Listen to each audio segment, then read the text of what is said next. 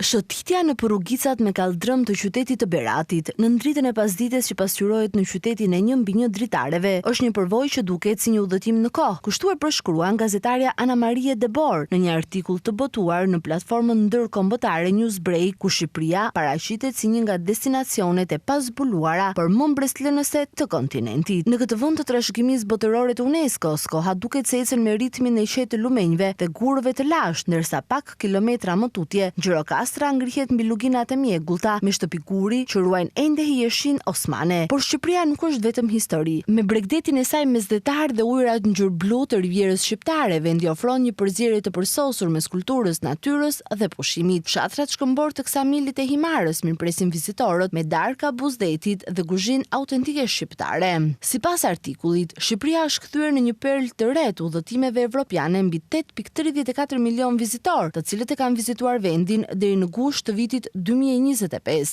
Për adhuruesit e aventurës, bjeshkët e Nemuna dhe rruga Valbontheth ofrojnë një përvojë unike në natyrën shqiptare, mes peizazheve të virgjëra dhe mirëkpritjes së shtëpive malore që shërbejnë ushqim vendas të gatuar ngadalë. Koha më e mirë për të zbuluar këtë sekret të ruajtur të mirë të Evropës janë muajt qershor, shtator dhe tetor, kur moti është më i ngrohtë dhe rrugët janë më të qeta, shkruhet në artikull.